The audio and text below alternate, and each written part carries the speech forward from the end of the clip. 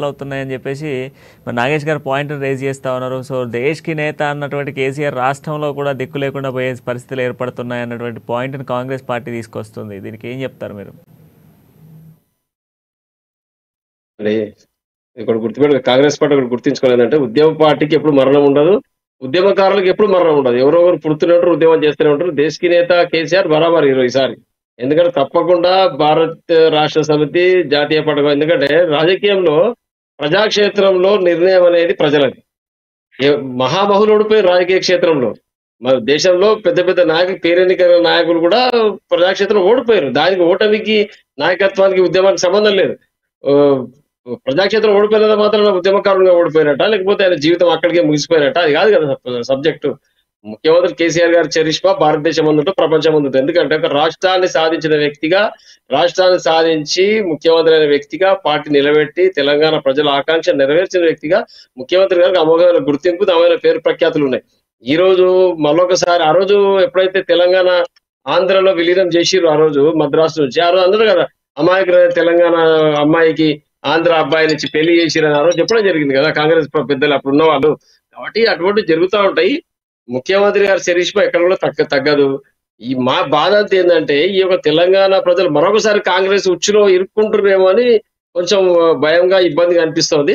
తప్పకుండా దాని నుంచి కాంగ్రెస్ పార్టీ ఉచ్చు నుంచి బయటికి లాగేది మళ్ళీ ముఖ్యమంత్రి కేసీఆర్ గారే, మళ్ళీ బీఆర్ఎస్ పార్టీ కార్యకర్తలే, బీఆర్ఎస్ పార్టీ. తెలంగాణ ప్రాంతాల భావోద్వేగాలను ఫుల్ఫిల్ చేయాల్సింది ముఖ్యమంత్రి కేసీఆర్ గారే. ఎందుకంటే కాంగ్రెస్ పార్టీ ఎటు తిరిగి తెలంగాణ ఉద్యమాన్ని తాకట్టు పెట్టి ఆనాడు తెలంగాణ ప్రజా పార్టీ మీద ఓట్లు సాధించుకొని, సీట్లు సాధించుకొని కాంగ్రెస్ పార్టీ తాకట్టు పెట్టింది ఈ తెలంగాణకు సంబంధించిన కాంగ్రెస్ పార్టీ నాయకులే. ఆ రోజు ఎటు చూసినా తెలంగాణ ఉద్యమాన్ని, అస్తిత్వాన్ని పరీక్షించిన వ్యక్తి, ప్రశ్నించిన వ్యక్తులు కాంగ్రెస్ పార్టీ వాళ్ళే. తెలంగాణలో చిరకాలం అన్యాయం చేసిన వాళ్ళు కాంగ్రెస్ పార్టీ వాళ్ళే. మళ్ళా ఈ రోజు తెలంగాణ మోసం చేయడానికి కుట్రలు పన్ని ఏదో విధంగా అధికారం రావాలని ప్రయత్నం చేస్తున్నారు. అది జరగదని మేము అంటూ ఉన్నాం. చూద్దాం, చివరి వరకు వేచి చూస్తాం. ఏదైనా జరిగితే మళ్ళీ ఒకసారి తెలంగాణ ప్రాంతాన్ని కాపాడే వ్యక్తులు ఎవరు అంటే బీఆర్ఎస్ పార్టీ కార్యకర్తలు మాత్రమే. ఇది మాత్రం వాస్తవం. ఎందుకంటే కాంగ్రెస్ పార్టీకి తెలంగాణ పైన ఎటువంటి ప్రేమ లేదు. కేవలం రాజకీయ అధికారం కావాలని కొట్లాడుతున్నారు తప్పితే తెలంగాణకు మేము న్యాయం చేస్తామని వాళ్ళకి ఎట్టి మనసులో ఎవరికి కూడా ఏ క్వశ్చన్ లేదు కాంగ్రెస్ పార్టీకి. ఎందుకంటే ముఖ్యమంత్రి గారు రాజశేఖర రెడ్డి గారు అట్లే మాట అసెంబ్లీలో, వారికంటే తర్వాత కిరణ్ కుమార్ రెడ్డి గారు అట్లే మాట్లాడేది అసెంబ్లీలో. అసెంబ్లీ వేదికగా తెలంగాణను కించపరిచే విధంగా, తెలంగాణ ఉద్యమాన్ని కించపరిచే విధంగా, తెలంగాణ అస్తిత్వాన్ని వారు ప్రశ్నించడం జరిగింది.